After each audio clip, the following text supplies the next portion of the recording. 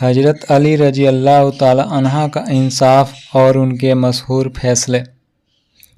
رسول صلی اللہ علیہ وسلم کے بعد اسلام میں سب سے خاص عہدہ اللہ نے اہل بیت کو ہی دیا ہے۔ اتہاس کا کوئی پنہ اہل بیت میں سے کسی کو کوئی غلط قدم اٹھاتے ہوئے نہیں دکھاتا، جو کہ اسلام کے خاص ہونے کی پہچان ہے۔ یہاں تک کہ جو راشدون خلیفہ ہوئے انہوں نے بھی اسلام سے متعلق معاملوں میں اہل بیت و خاص طور سے حضرت علی سے ہی مدد لی۔ اگر غور کرے رسول صلی اللہ علیہ وسلم کے بعد حضرت علی کی زندگی پر تو ان کے دو حصے ہمارے سامنے ظاہر ہوتے ہیں۔ پہلا حصہ جبکہ وہ خلیفہ نہیں تھے اور دوسرا حصہ جبکہ وہ خلیفہ بن چکے تھے۔ دونوں ہی حصوں میں ہمیں ان کی زندگی نمونۂ عمل نظر آتی ہے۔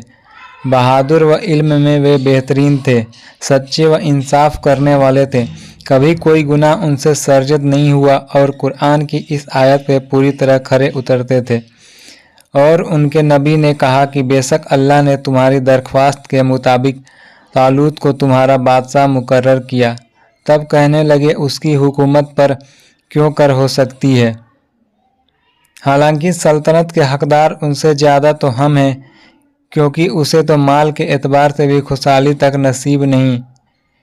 نبی نے کہا اللہ نے اسے تم پر فضیلت دی ہے، اور مال میں نہ صحیح مگر علم اور جسم کی طاقت تو اس سے اللہ نے زیادہ عطا کی ہے۔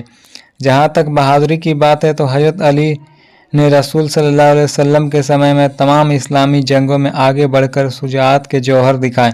خیبر کی جنگ میں قلعے کا دروازہ ایک ہاتھ سے اکھاڑنے کا قصہ مشہور کھوج کرتا ریپلے نے اپنی کتاب بیلیٹ اٹ اور ناٹ میں کیا ہے۔ وہ کبھی غصے و تیش میں کوئی فیصلہ نہیں لیتے تھے، نہ پیچھے سے وار کرتے تھے اور نہ کبھی بھاگتے ہوئے دشمن کا پیچھا کرتے تھے۔ یہاں تک کہ جب ان کی شہادت بھی ہوئی تو اپنی وصیت میں اپنے مجرم کے لیے انہوں نے کہا کہ اسے اتنی ہی سزا دی جائے کہ جتنا اس کا جرم ہے۔ 17 مارچ 600 عیسوی یعنی 13 رجب 24 ہجری کو حضرت علی کا جنم مسلمانوں کے پاک مسجد کعبے کے اندر ہوا۔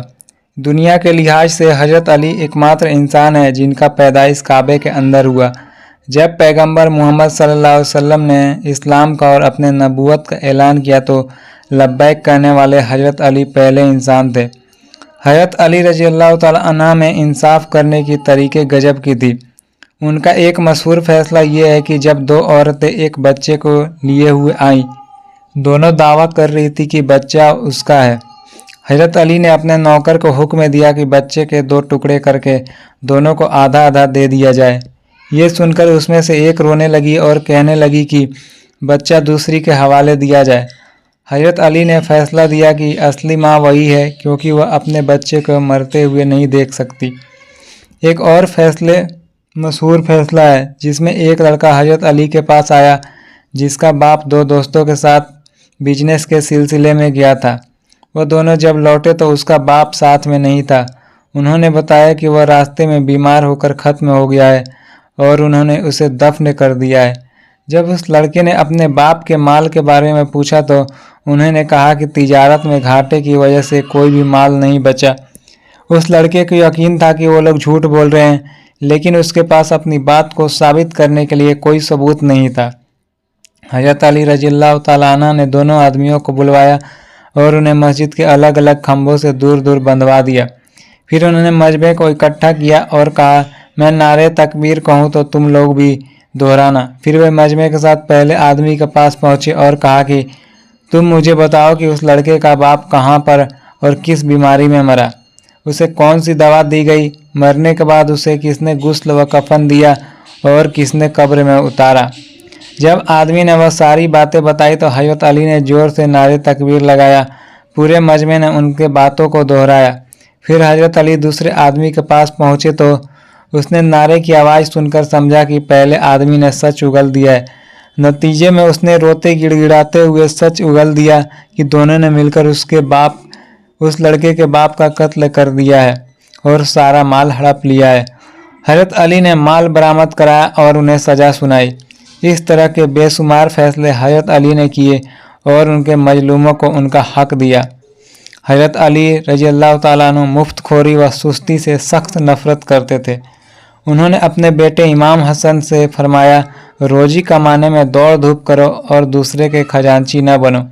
मजदूरों से कैसा सलूक करना चाहिए, इसके लिए हजरत अली का मशहूर जुमला है, मजदूरों का पसीना सूखने से पहले उनकी मजदूरी दे दो। हजरत अली ने जब मालिक अस्तर को मिस्र का गवर्नर बनाया तो उन्हें इस तरह के तरतीब दिए, महसूल के मामले में महसूल अदा करने वालों का फ़ायदा नज़र में रखना, क्योंकि बाज और बाजगुजारों की बदौलत ही दूसरों के हालात दुरुस्त किए जा सकते हैं। सब इसी खिराज और खिराज देने वालों के सहारे पर जीते हैं, और खिराज को जमा करने से ज़्यादा ज़मीन की आबादी का ख्याल रखना, क्योंकि खिराज भी ज़मीन की आबादी से ही हासिल हो सकता है, और जो आबाद किए बिना खिराज चाहता है वह मुल्क की बर्बादी और बंदगाने खुदा की तबाही का सामान करता है, और उसकी हुकूमत थोड़े दिनों में ज़्यादा नहीं रह सकती। मुसीबतों में महसूल की कमी या माफ़ी, तिजारतियों और मालिकों का ख्याल व उनके साथ अच्छा सलूक, लेकिन जमाखोरों और मुनाफाखोरों के साथ सख्त कार्रवाई की बात इस खत में मौजूद है। यह लंबा खत इस्लामी आईन पर पूरा नमूना पेश करता है और किताब नहजुल बालागाह में खत नंबर 53 के रूप में मौजूद है। यूएन सेक्रेटरी कोफी अन्नान के सुझाव पर इस खत को यूएन के वैश्विक संविधान के हवाला जात के तौर पर शामिल किया गया। हजरत अली का शौक़ था बागों को लगाना एवं कुएं को खोदना, यहाँ तक कि जब उन्होंने इस्लामी खलीफा का ओहदा संभाला तो बागों व खेतों में मजदूरी करने का उनका अमल जारी रहा। उन्होंने अपने दम पर अनेक रेगिस्तान इलाकों को नखलिस्तान में बदल दिया था। मदीने के आसपास उनके लगाए गए बाग आज भी देखे जा सकते हैं। तमाम अंबिया की तरह हजरत अली ने भी मौजिज़ात भी दिखाए। सूरज को अपने लिए पलटवाना, मुर्दे को जिंदा करना और पैदाइशी अंधे को सहारा देना वगैरह उनके मशहूर मौजिज़ात हैं।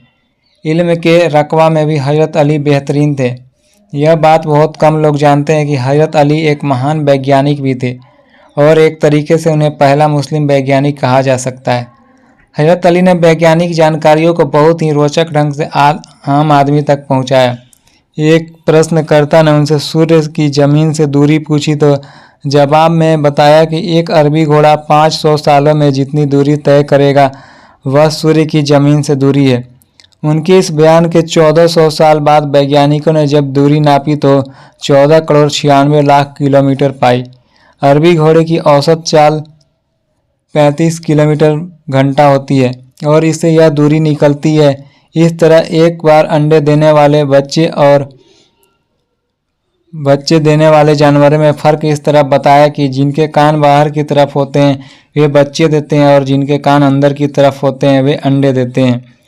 हजरत अली ने इस्लामिक थियोलॉजी को तार्किक आधार दिया। कुरान के सबसे पहले कलमबद्ध करने वाले भी हजरत अली ही हैं। बहुत सी किताबों के लेखक हजरत अली हैं, जिनमें से कुछ इस तरह हैं। किताब अली, इसमें कुरान के 60 उलूम का जिक्र है। जफर जामा, इसके बारे में कहा जाता है कि इसमें गणितीय फार्मूलों के द्वारा कुरान मजीद का असली मतलब बताया गया ताकि क़यामत तक की समस्त घटनाओं की भविष्यवाणी की गई है। यह किताब अब अप्राय है। किताब की अबाबुल फ़िका किताब भी ज़कातुल नाम, सहीफ़े अल फ़रायज, सहीफ़े उलूविया।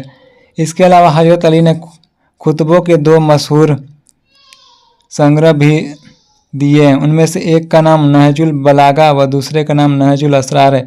इन खुतबों में भी बहुत से वैज्ञानिक हक़ायक़ के बयान हैं। माना जाता है कि जीवों में कोशिका की खोज 17वीं शताब्दी में लीवेन हुक ने की, लेकिन नहजुल बलाग का बयान जाहिर करता है कि हजरत अली ने कोशिका की जानकारी थी, जिसमें के हर हिस्से में बहुत से अंग होते हैं जिनकी बनावट और इस तरह से उपयोगी है। सभी की ज़रूरतों को पूरा करने वाले शरीर दिए गए हैं। सभी को रूहानी ताकत हासिल करने के लिए दिल दिए गए हैं। सभी को काम सौंपे गए हैं और उनको एक छोटी सी उम्र दिए गए हैं। ये अंग पैदा होते ही अपनी उम्र पूरी करने के बाद मर जाते हैं। खुतबा 81 से मतलब है कि अली का मतलब कोशिका ही था। हजरत अली सितारों के मुस्तकबिल के तरफ जानने के खिलाफ थे, लेकिन खगोल शास्त्र सीखने के हामी थे। उनके लफ्ज़ों में इल्म नाजूम सीखने से परहेज करो। हाँ, इतना ज़रूर सीखो कि जमुंद्र और समुद्र में रास्ते मालूम कर सको। इस किताब में दूसरी जगह यह बयान काफ़ी कुछ आइंस्टीन के सापेक्षता सिद्धांत से मेल खाता है। उसने मखलूकों को बनाया और उनके वक्त के हवाले किया। हॉस्पिटल यानी चिकित्सा का बुनियादी उसूल बताते हुए कहा, बीमारी में जब तक हिम्मत साथ दे चलते फिरते रहो। हज़रत अली इल्म सीखने पर बहुत जोर दिया। उन्होंने कहा कि इल्म हासिल कर लो इससे पहले कि उसका हरा भरा मैदान खुश्क हो जाए। इमाम अली दुनिया के एकमात्र इंसान हैं जिन्होंने दावा किया कि मुझसे जो कुछ पूछना है पूछ लो, और वे अपने इस दावे में कभी गलत साबित नहीं हुए। इस तरह नाकाबिल तरतीब शक्ल से हम पैगंबर मोहम्मद सल्लल्लाहु अलैहि वसल्लम के बाद हज़रत अली को इस्लाम का सबसे बड़ा इल्म रखने वाला कह सकते हैं। मेरे दोस्तों, अगर वीडियो पसंद आई हुई तो इसको आगे ज़रूर शेयर करें और चैनल को लाइक और सब्सक्राइब ज़रूर करें। खुदा हाफिज।